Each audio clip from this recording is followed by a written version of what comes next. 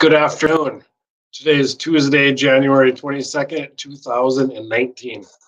Markets were not good today. We had a lot of red all across the board today. Not many stocks were up. The Dow was down about 400 points. NASDAQ was down 135. Not a whole lot of news out of any individual stocks. I was looking at a lot of stocks that were down today, but no really major news. A lot of stocks down in that 5 to 9% range, but no news, just down. This is a perfect example of what happens when the markets are down. The companies to fall the hardest are the ones without a significant amount of revenue and companies that are not profitable.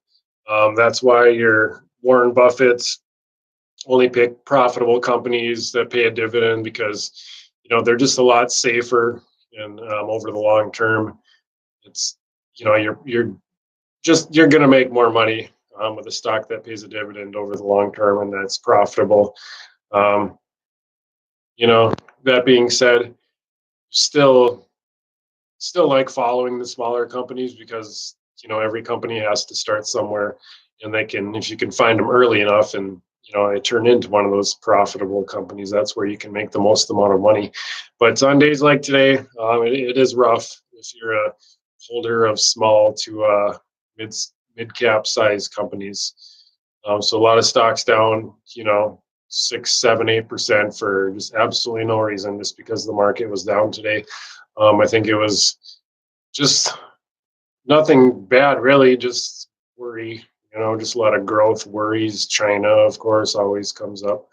Some of the stocks that were down big today, JCP, no surprise. Whenever the market's down, even when the market's up, that stock is down a lot of times. JCP is, it kind of amazes me that the stock is still trading.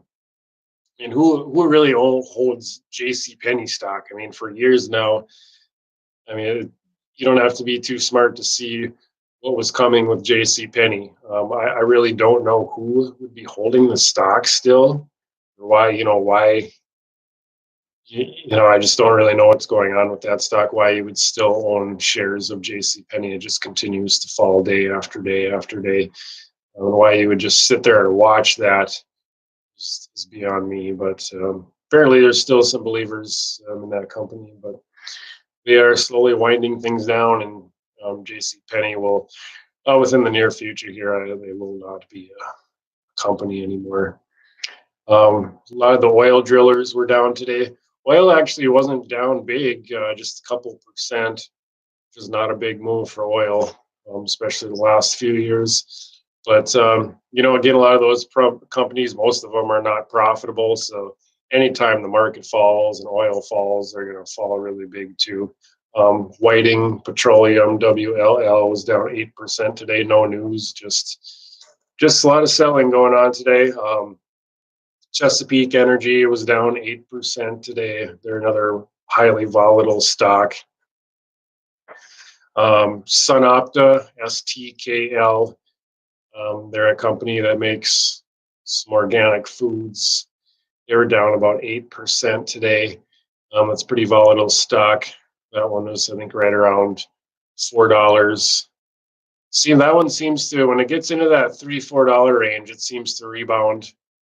Past 4 years, that's kind of what it's done. Actually, more longer back than that, kind of seems to bounce off that. A couple times it's went all the way up to $10-12 before coming back down. So that's one to watch, in this $3 to $4 range. Zillow, ticker symbol Z, was down 7% today. That one had a couple nice days last week, but over the last year or so, that stock has really taken a hit. I think it's down. I know it's down more than 50%. I want to say probably closer to 60% over the last 10 to 12 months here. So that one, I do like Zillow. I think Zillow is going to be is going to grow in the future. So that could be it's a company you want to keep an eye on. Baidu, ticker symbol BIDU. It's a internet search giant out of China. They call it the Google of China. That is a company where, in my opinion, that stock is ridiculously cheap. That's the stock where they are profitable. That's the biggest losers. The biggest loser I saw today out of a profitable company. They actually make $12 a share, which is outstanding. You don't see that very often at all. I don't even think Amazon makes $12 a share. But that's a company that Baidu is. Oh, they bring in big profits, hundreds of millions of dollars, of billions in revenue. They have driverless car software and their own driverless cars. I think I've read numbers anywhere between 70 to 80% of the search results in China go through Baidu. They have their hand in all sorts of stuff. They have investments in all sorts of different technology companies in China. That stock was all the way up to about $280 here just about a year ago, and it's down to, I believe it was dropped under 160. So and the price to earnings ratio in that company is around 12 or 13, which is insane for a company that makes that much money, especially for a technology company that has so much potential for growth. The share price has really been hit, of course, with all the trade war going on and the growth concerns in China. So if any of those concerns subside here in the future, that is one that could just absolutely take off.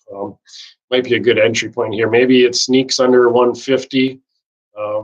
Be one to keep an eye on if it does that.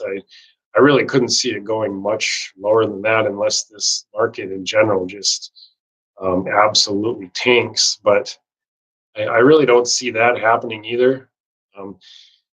If you look at the earnings of these profitable companies, they're actually, their price to earnings ratio aren't that high. I mean, some stocks are. I believe, I think companies like Amazon and what's another one, Netflix, are maybe a little overvalued.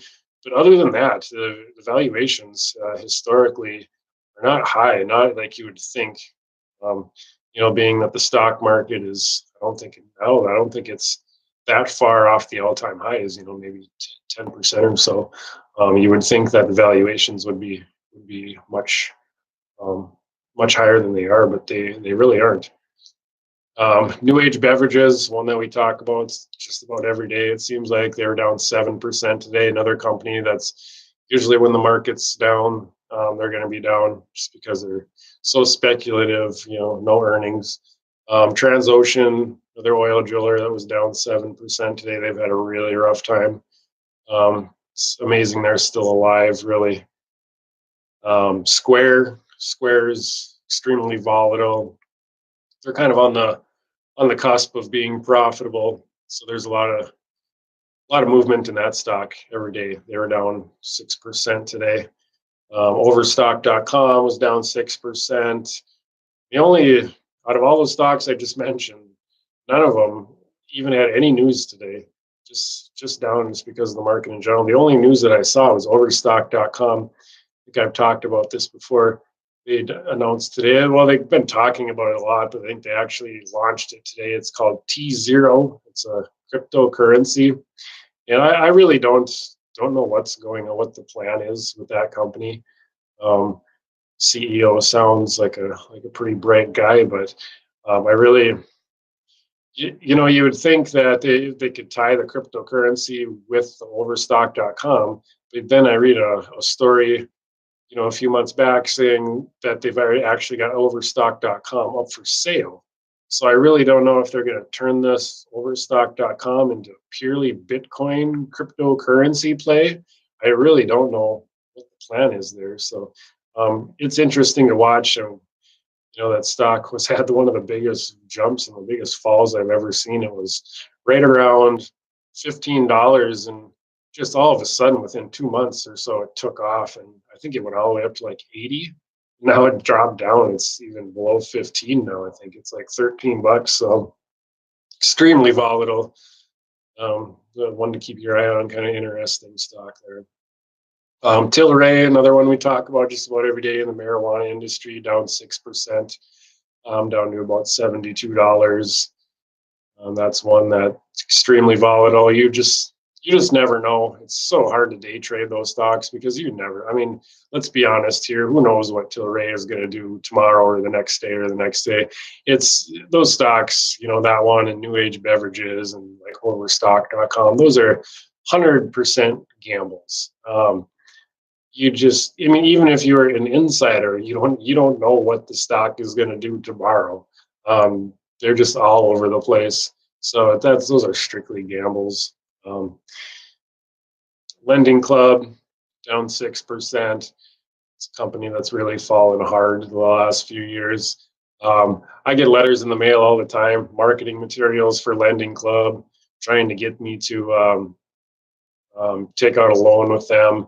You read the fine print and the interest rates are just insane, between 20 and 30%. And who's going to take out a loan for 20% interest? I mean, come on.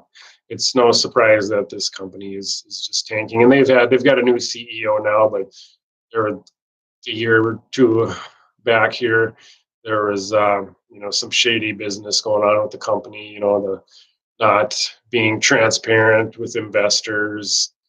That's one that I would stay away from, but I still follow it just because I like to see what's going on in certain industries, the financial technology industry, just to keep up on it and see what's going on. But that's even at I think it's below $3. I'm not saying it couldn't go up. That's a pretty volatile stock. I mean, it could double here, but I don't long term. I don't think Lending Club is going to make it. Let's see, a couple bright spots in the market. I couldn't find very many. I think there was 4 or 5 stocks that I follow out of 300 that were up more than 2%. And 2 of those were gold miners. Gold and silver were up a little bit today. Not too much, but enough to give those stocks a little bit of a boost. And the other 2 that were up was eBay. eBay somehow squeaked out a 6% gain today. And the only news I saw on that was investors were actually urging the management to restructure or make some sort of changes here, and there was some pressure on the company. So apparently investors were excited about that. So eBay was up 6%. Tencent Music, we talked about last week, a Chinese company that's listed in the US now. They were up 3% today.